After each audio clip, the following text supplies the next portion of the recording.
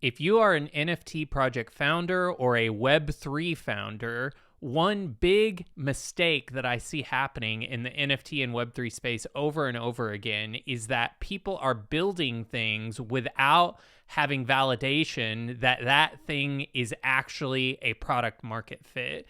And there are 4 questions that you can ask your community, whether on Twitter, in Discord, reaching out to people that are your core avatar. Asking these 4 questions will help you build something that people actually love. And of course, when they love it, they will be willing to pay for it. Believe it or not, people will pay for products in the Web3 space. And if we can start thinking about how to utilize community purses the way that you would in a SaaS software business, this can really allow us to further Web3 as an industry and as a category. And so in this video, I want you to write down this idea extraction process. It's 4 questions to build a product that people will love using the idea extraction process. And really, the core basis of idea extraction, this is something that I learned when I graduated from the foundation, which is a boot camp for people who are building SaaS products. So SaaS is SaaS software as a service, and NFT projects and Web3 would do well to really understand the underlying economies of SaaS products and how those products are measured and promoted, because there's a lot to learn from that space in how to promote NFT projects, Web3 projects. And the biggest thing is understanding, 1, who your customer avatar is, and then 2 things about that customer. Where do they spend their money on a daily basis, on a monthly basis, on a yearly basis, and where is the pain in their day-to-day operations as they move through their world? And the way that you get to that using the idea extraction process is by having dialogue with them. So this can be on Twitter via DMs or replies. It can be in Discord. It's best if you can do it on Zoom or even in person. But the 4 main questions that you're going to use to kind of drill into what are the actual pain points that are out there, rather than just inventing what you think they are what is something that you want but takes too much time? So these are things you're asking your community or your core customer avatar. What are you spending the most money on each month, or just any money? What are you overpaying for? Because that could potentially create an opportunity for you to create a less expensive solution. And what do you want but can't get? Now, people are going to give you answers to these questions, and then your job is to be very present with that person and drill deeper into those, as we'll see in a second. So I know that it's not popular to believe that there are people that will actually pay for a product in Web3. I see a lot of posts about how, once you're in an NFT project, people expect that they're going to be grandfathered into everything in that project forever. And to some extent, that's about setting the right expectations up front. If you promise that they're going to be grandfathered into everything forever, then obviously you want to deliver on that product. But it does not mean that you can't grow a customer base outside of that. And your core NFT community or Web3 community, that those early adopters really are the people that help you fine tune and figure out what is going to be the product that people in the real world are actually going to pay for. And people will pay for products that either save them money, solve a painful frustration, or give them a sense of belonging. That's a big part of just NFT culture. It is, I want to be in community with someone and have a tribe that I can rely on to support me in the things that I'm working on. So first and foremost, before you go through this process, before you identify where someone is spending their money and the pain points that they have, the biggest thing that you have to understand about people in general is that everyone wants to feel understood. And that means really listening to people, not just doing lip service, not just sending out a survey and having them fill it out anonymously. You need to make your community a part of the process and have real dialogue and conversations with them. Doing it on Zoom, via voice chat, over the phone, or in person are really the best ways to extract this information, because people don't actually know what they want, as we'll see. And we need to go a few layers into the onion to actually figure out what the right product market fit is going to be. Making someone understood comes down to how you respond to their answers. And when you're asking questions, you want to respond to your community in a meaningful way by being present. So don't be doing this while you've got a bunch of other things going on. You want to give someone your undivided attention. You want to ask the right questions. And we already talked about 4 that can be really good entry points into drilling into these things. You want to listen intently, even taking notes as people talk so that you can revisit certain things that people say. And then you want to actually understand where somebody's coming from. Put yourself in their shoes so that you can really get a sense for what their day-to-day is actually like, because this is going to help you ask questions that clarify where they might be interested in spending money to solve a certain problem they have. So why should you take all this time? Well, the product that you build really lives beyond first surface level answers to questions. So this is the problem with sending out surveys. In order to actually understand what people want, it requires diving a level deeper than that first question. And you do that by probing pain, asking why someone answered the way that they did. Why do they feel a certain way? Why do they think that that's the solution that they're looking for? And then asking them to tell you more about some of the things that they say, prompting them to give you more information. And to explain this, we can look at 2 Web3 avatars that I've talked to quite a few times. That's the Scorned Degen and the NFT project founder. So I've spoken to hundreds of these people in Discord DMs and Zoom calls, continue to on a daily basis. And over the course of hundreds of people, I've mapped kind of what their pain breaks down and looks like using this process.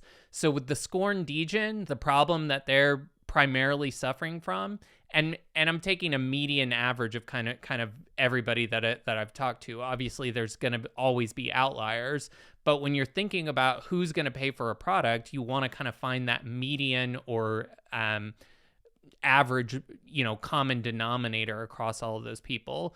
So with the Scorned Degen, the problem that they all share is that they've been burned by past projects. They are having trouble getting ahead in crypto. They see crypto as this innovation and this technology and this place where they should be able to make money and set themselves up for success, but they end up winning big and then losing it all. So when you talk to them or send out a survey, as I've done in the past to Scorned Degens, what they think they want is like a project that's going to 100x, or they want a really good tip on the next token that they should put their money into, or that they can go 100x leverage on. They want some kind of a call group where they can shadow trade someone. This is what a lot of people have told me that they want, or they want you to be the project that's that 100x token. And so if you ask them a little bit more about what they want, a big part of it is that many Scorned Degens are operating or still kind of processing big losses and trying to figure out how to get it all back quickly. Like, this is the gambler's dilemma. And so what they actually want when you're present with them and really talk to them and really kind of try to understand where they're coming from is they want regular sustainable crypto gains. It doesn't have to be 100x. They would be comfortable with a portfolio that is slowly growing, where they feel like they're making financial progress. They're looking for potentially some kind of passive income or recurring income via a farming opportunity or some kind of opportunity that does not require them to actively manage. They're looking to feel heard. They're frustrated about their experience in crypto and they want somebody to hear them about that. And they're looking for a brand that they can champion. Everybody wants to raise a flag or a pennant and say, this is the group that I call home. This is my home team and I want to root for this brand. So if we look at a second NFT or avatar, the NFT project founder, And in the process of developing NF Treasure, I've spoken to many NFT project founders and welcome anyone that would like to talk further. The problem that I see in a lot of project founders who started a project and then encountered the sick downturn of last year is that their project maybe started out strong, but then they ran out of money. They were relying on maybe royalties or didn't really have a roadmap in place. And so they never really built out any strong utility that keeps people around. And maybe they did have a roadmap, but now they're out of funding and they can't finish that roadmap. So they have a community that is maybe relatively active, but nothing for them to for that community to sink their teeth into. When you talk to these founders, a lot of times what they think they want is better marketing. Like they want to get back to the old days when maybe they had some hype in their project. And so they think just a press release or more social media followers, a new hit of VC funding. Like this is oftentimes what these people tell me initially that they want. But when I dive deeper with them, what they actually want are ways that they can create revenue in their existing project, just enough revenue to keep building. Like they just want to keep the wheels running and they want to be able to actually deliver on their promises and deliver that real utility and value to their community. They want to be able to do what they said they were going to do. And so just coming up with ways that they can create revenue or grow a community purse in order to deliver that value is what's important. So when you look at those two avatars and the problems they have, what they think they want versus what they actually want, what product do you build if you didn't really listen or follow up with good questions? Well, with the degens, you end up creating something like a 100x call group or a trading bot or some kind of a DeFi bot, that gives them what they said they wanted, a next 100x token or a call group that they can shadow trade. With the founders, you create a social media marketing campaign for them or some kind of social media tool. Neither of these are going to necessarily solve their core pain. And so ultimately, they end up leaving your project within 90 days, which means that you have a churn rate problem. Churn rate meaning that, people stay in your project for a certain period of time, but then they exit. And so in order to keep your numbers up, or to continue to make money, you have to continually be bringing in new customers. And as we know, it's much more expensive to bring in a new customer than to retain an existing one. A perfect example of not diving deep enough and just taking an answer is you've heard the old quote from Henry Ford that if I'd done what people asked for or what people wanted, I would have given them faster horses. So this is a somewhat different framing, but ultimately, if Henry Ford had dived a little bit deeper, what he would have recognized is that. And what he did ultimately recognize when his factory almost went bankrupt is that people want choice. They want to get places faster. They want to travel in comfort. And while Henry Ford had a skyrocket of an idea in not giving people faster horses, but rather giving them the automobile, where he ran into some trouble is when he said that every single car was going to be exactly the same, and he didn't give people the choice that they were looking for. And he didn't dive deeper enough into why people wanted the things that they wanted. And without doing that, he gave up a lot of market share to other automobile builders. So that may sound strange because you may have thought that Henry Ford, invented the automobile and was an instant success. But actually, the story goes a little bit further. General Motors, when they first launched, were competing with Ford's market share of 59% in 1921. General Motors only had 16% of the market in 1924, so 3 years later. However, Ford would not listen to his customers. He was would not give any type of variety on the Model T. He basically said you can get it in any color you want as long as it's black. Well, General Motors listened to their customers, focus grouped them, and started offering cars in a wide variety of makes, models, colors, interiors, and equipment. By the mid-1920s, consumers were deserting the standard black Model T in droves and buying instead the more varied, stylish, distinctive cars sold by GM. The market had shifted somewhat. Of course, everybody wanted a Model T when that was the only thing available, but ultimately, once people knew what a car was, they wanted other things. They wanted different colors. They wanted something that represented them. They wanted to feel understood and heard, and to have something that they could say, yes, that thing I'm driving represents me. And by 1927, GM's market share had rocketed to 43%, while Ford's had plummeted to 10%. So again, it would have been uncomfortable and was uncomfortable for Henry Ford to take that feedback that he was getting, that the Model T needed to change somewhat, that what he had been building was no longer the right product market fit.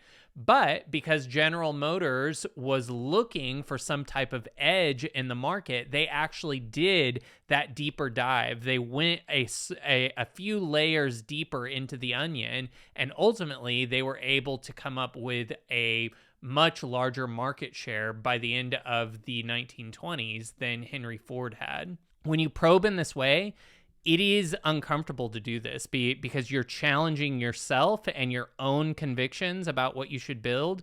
And you're also having to challenge your community. You have to check your assumptions at the door. Your community is likely going to want some things that are different from the idea that you have about what the project should be in your head. And that's frustrating and can be annoying. You have to process those feelings. And you can't assume that you're right about everything in the project. You have to take feedback, integrate it, and see where some of those diamonds in the rough live. And if you do this properly, it ends up becoming worth it because you end up having a product that people will actually engage with on a regular basis without massive churn rate, and that people will actually pay for. If you already have a project going and you haven't asked these questions and you've just been assuming that people are going to want to use your product, I highly recommend that you go through this exercise and at least find 5 or 10 people that you trust in your community to make sure that you're unpacking these questions in a deeper way. It is possible to pivot in your project if you need to. And the beauty of this process is that it gives you the data and then the confidence from that data to make bold shifts in your project plan. And your community is going to be more likely to be on board with new timelines, and shifts in project roadmap because you're able to speak to and show how the ultimate shifted product that you're moving towards is going to solve more pain in the marketplace, and ultimately make people more money depending on what type of pain you're solving. So the final thing about really going through the idea extraction process is that you're going to learn more about your project. You may find out that the product that you're building is the product that your community wants, but by taking the time to really unpack it with your community and taking strong notes or recording those conversations, you're going to be able to explain your product in the language that your community speaks in. And this is copywriting gold. When you take good notes or record your calls, it's going to give you incredible language words that you can use in your marketing and website copy that will make your project more relatable to the people that you ultimately want to engage with it. And your goal in all of these calls is to find the real pain, not that surface level pain, not what people think they want, but the real pain and solution that people are looking for under the surface. And this project or process can take a dud project and turn it into a powerhouse. So with a lot of the Web3 NFT projects that you've likely seen, there's often so much enthusiasm around, hey, we have money to build something, that they put the cart before the horse. And, in NF Treasure, I feel like one of the things that we did is we had a community purse. We had the money to build something, and we did a good job of getting the community to submit ideas. but we did not do a good job of unpacking what exactly were we solving for. And so we ended up building something that we had just, already been a part of or seen in the marketplace. And really the market was shifting around this time. Sentiment was shifting. What people wanted was shifting. And as I had more and more private and public conversations with our community, I realized that what people wanted and needed and were willing to pay for in a product was not necessarily what we were building. We were building some really cool tools, but they weren't the things that people were going to ultimately pay for. And so we ended up pivoting more towards an e-commerce product with a play-to-earn game that fairly distributes the profits from that e-commerce platform.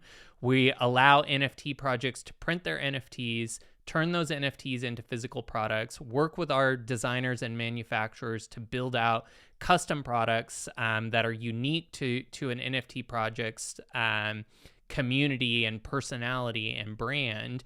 And then the profits from those are distributed through commissions that go back to the NFT project. They go to the holders in that project if the project opts into that.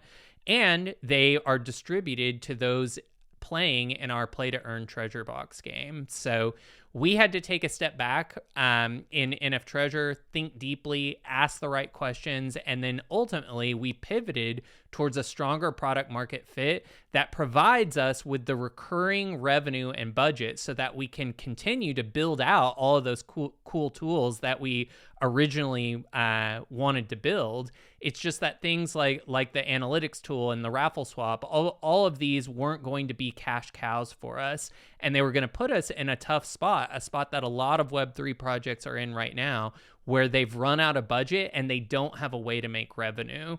We've solved that problem not only for ourselves, but for any NFT project that wants to add a physical product revenue loop to their project. This is going to allow us to scale quickly by partnering with other NFT communities, giving them a way to implement and raise money to build out their own roadmaps. And ultimately, it is a much better place. We still get to deliver all of the things that we wanted to deliver, but we're doing it from a place of never being worried about running out of budget. So we're more aligned with what those scorned degens and NFT founders actually want. We're delivering something that is going to be useful and actually make them money. And of course, if you're giving building a product that actually makes people money, of course they're going to be willing to pay for it. So I'm John Ray. I'm the project lead at NF Treasure, where you can print your NFTs and earn crypto in the process through our play to earn game.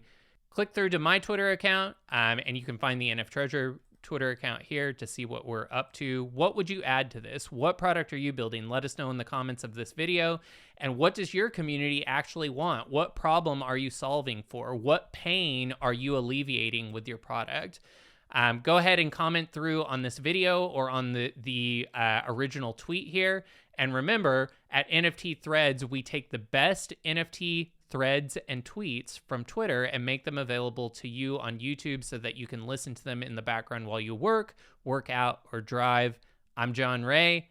Let us know what you think. Hit that like button, subscribe, and we'll see you in the next one. Bye.